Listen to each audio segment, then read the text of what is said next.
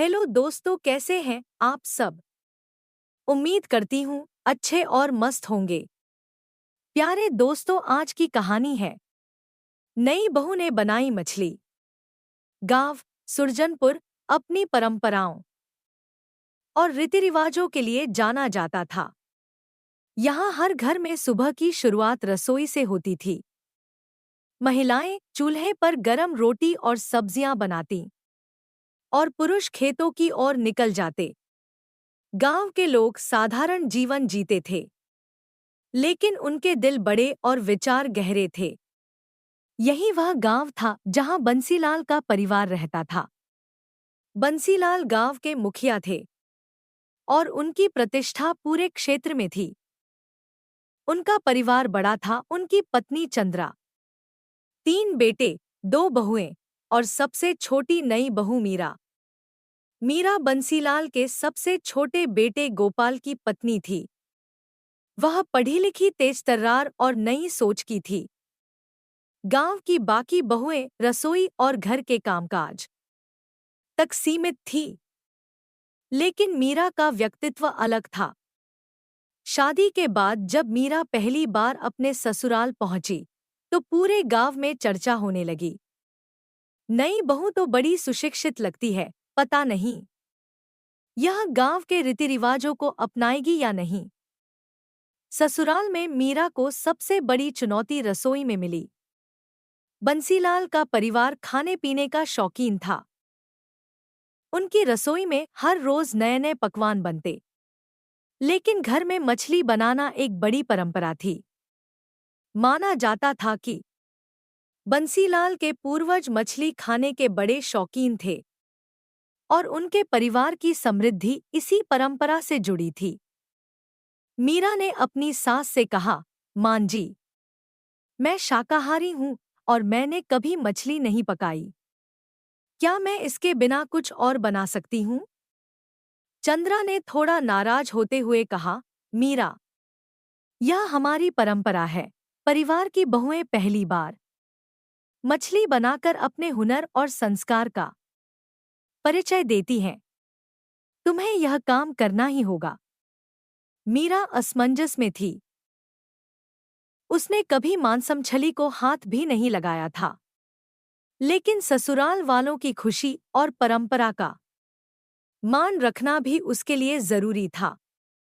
उसे याद आया कि उसकी मां ने हमेशा कहा था, बेटी, कोई भी मुश्किल हो, उसे शांत दिमाग और समझदारी से हल करना। हर समस्या का समाधान होता है। मीरा ने अपने पति गोपाल से बात की। उसने कहा, मैं मछली बनाना नहीं जानती और मैं इसे खाना भी नहीं चाहती, लेकिन मैं चाहती हूं कि सब मुझसे खुश रहें। क्या तुम्हें कोई उपाय सूझता है? गोपाल ने मुस्कुराते हुए कहा, तुम्हारी सोच और हिम्मत पर मुझे भरोसा है। तुम जो भी करोगी ठीक ही होगा। मीरा ने अगले दिन बाजार जाने का फैसला किया। उसने वहां जाकर मछली बेचने वाले से मछली के बारे में जानकारी ली, कैसे इसे साफ किया जाता है, कैसे मसाले लगते हैं और कैसे इसे पकाया जाता है। अगले दिन पूरे परिवार को इंतजार था कि नई बहू क्या बनाएगी। मीरा ने रसोई संभाली। उसने मछली को साफ किया, मसाले लगाए और चूल्हे पर पकाना शुरू किया। पूरे घर में मसालों की खुशबू फैल गई। जब खाना तैयार हुआ, तो परिवार खाने की मेज पर इकट्ठा हुआ।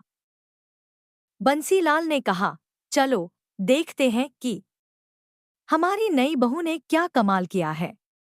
मीरा ने सभी को मछली परोसी। पहले कौर के बाद पूरे परिवार का चेहरा चमक उठा। बंसीलाल बोले, बहू, यह मछली तो अब तक की सबसे स्वादिष्ट मछली है।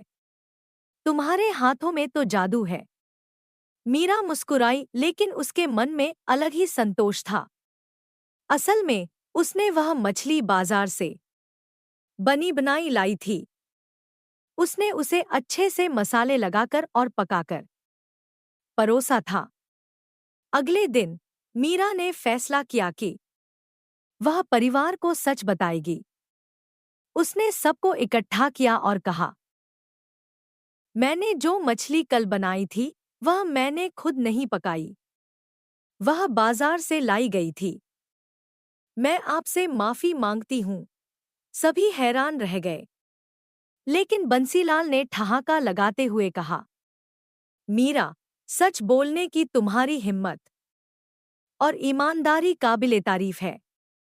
हमें गर्व है कि हमारी बहू इतनी सच्ची है।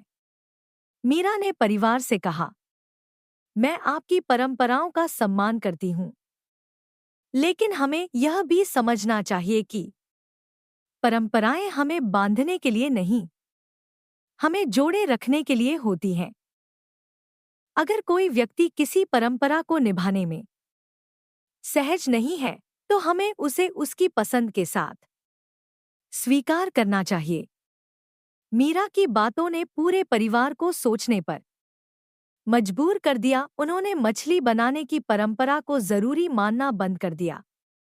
मीरा की यह बात गांव में भी फैल गई। लोग धीरे धीरे समझने लगे कि हर परंपरा को आंख बंद करके निभाना जरूरी नहीं है। बदलाव की शुरुआत मीरा से हुई और धीरे धीरे गांव की औरतें भी अपनी पसंद और अधिकारों के बारे में बात करने लगीं। मीरा ने अपनी समझदारी, ईमानदारी और साहस से न केवल अपने परिवार का दिल जीता, बल्कि पूरे गांव को यह सीख दी कि परंपराएं तभी सार्थक होती हैं जब वे सबकी भलाई और खुशी के लिए हों। यह कहानी हमें सिखाती है कि हर समस्या का समाधान होता है, बस हमें अपनी बुद्धि और धैर्य का इस्तेमाल करना चाहिए। साथ ही हमें परंपराओं और बदलाव के बीच सही संतुलन बनाने की जरूरत है। प्यारे दोस्तों, यह कहानी यहीं पर समाप्त होती है। आपको यह कहानी कैसी लगी? कमेंट बॉक्स में जरूर बताएं। अगर आपको हमारी ये कहानी पसंद आई हो, तो कृपया हमारे वीडियो को लाइक, शेयर और चैनल को प्लीज सब्सक्राइब जरूर कर लें।